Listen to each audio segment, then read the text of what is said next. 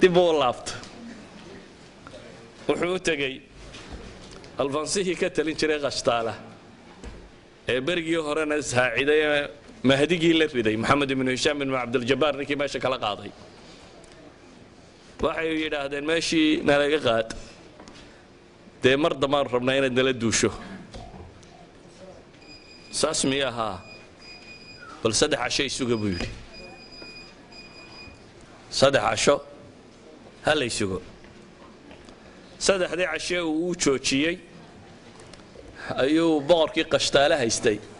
nin buu soo diray qoladii kan inqilaabtay buu u tegey uu nin u diray wuxuu yidhi halkan waxaa ila jooga sulaymaan ibnu alxakam oo raba inaan la soo duulo waxoogaana dee ballanqaadana waan ka hayaa maxaan kaga hadhi karaa idinku ay siinaysaan haddaad rabtaan inaanan la soo duulin waxaa la yidhi wax allaaliya waxa qalcad muslimiintu leedahay waqooyiga ku yaalla qaado ha soo duulin nimankaa ha soo raaci boqorkii qashtaale waxaanu filayn baa u soo baxay waxyaabihii la kala dooransiiyey waxaa ka mid ahaa markaa qalcadaha waqooyiga ku yaalla waaweyn ee xusuntii muslimiintu lahayd in isaga la siiyo duulimaadka ninkanna uu ka hadho wuu aqbalay markaas sulaymaan ibn alxakam duulimaadkiisii buu iska daayey isna wuxuu qaatay qalacaadkii waqooyiga ku yaallay muddadaasi kooban ee waxaasoo dhamma dhaceen aan ka warramaya waa 3 sannadood gudahood waa 400 ilaa 403 3 sannadood gudahood baa waxaasoo mashaakili dadka ku dhaceen sulaymaan ibn alxakamkii haddana barbarkii buu dib u kiciyey meeshii ma joogin waa soo noqdeen qurtabuu soo galay magaaladii buu fasahaadiyey kufsi dumar dad la laayo wax walba wuu sameeyey ninkii almustaciin billaahi la odhan jiray la baxay hishaam ibn alxakamkiina meeshii buu ka eriyey meeshiina dib buu qabsaday waxaasoo dagaali waxay dhex marayeen waa 2 nin oo walaala ah qolabana qolo eriyanaysay muddo aan badnayn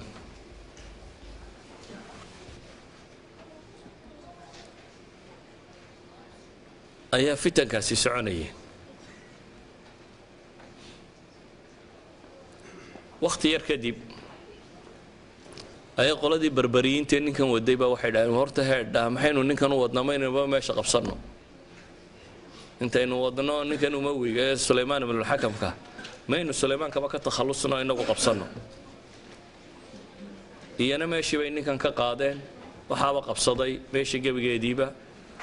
nimankii barbariyiinta ahaa cali ibn xamuud nin la odhan jiray waa qurtabo qabsaday walaalkii qaasim ibn ishbiili u dhiibtay dabeetana meeshii bay qabsadeen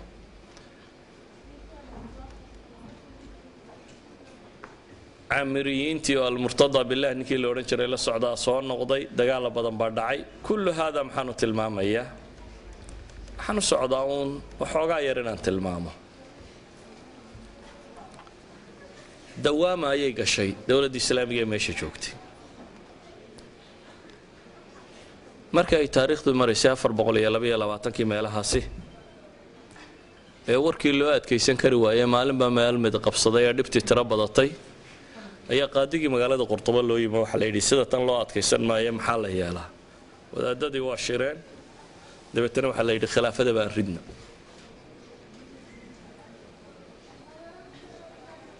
abulxasam ibnu jahwar qaadigii la odhan jiro nin cibaado badan cilmi badanna ahaa ayaa madax laga dhigtay waxa la riday khilaafadii ama dowladdii meesha ka talinaysay markii burburkeedii tiro batay dabeetana waxaa la iclaamiyey majlisu shura majlis la yidhaahdaa inuu ka talinayo qurtuba magaalada loo yaqaano khilaafadiina inay dhacday dowladdii khilaafadii islaamiga ahayd andalus ka jirtay waxaa lagu kala diray shirkaasi uu qabtay abulxasam ibnu aljahwar caalimkaasi la odhan jiray iyo culammadii la socotay waxaana la goostay in majlisu shura uu ka taliyo waddankii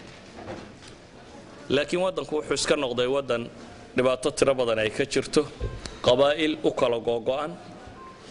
waayo waddanka waxa deganaa dad carabta deganee tirada badani gaar ahaan 2 qabiil bay u badnaayeen carab reer mudar ah وعربتي حجاز كتمي إيا يمن إيو عربتا قيسين تلو يقانو رير شامها وحكالو جوغي بربركة وقبائل آدو تربضنا وحكالو جوغي قبائل مدد لو يقانا السقالبة السقالبة دو علماء التاريخ داد كان السقالبة دا كو شيغان وحويان صدح قيبات با لو قيبيا سقالبة دا كويدا هدان سقالبة دا قلبيتك هو بولنديين تا يا تشيك يا سلوفاكيين تا يا كواسي كوا لو يقانا سقالبة الشرق وروسيا الكبار يا أوكرانيين تا أما روسيا الصغار وبيلاروسيين تا يا وحلميدا هي سقالبة الجنوب كوا أن يوروب تا كونفوريت كوا جوجا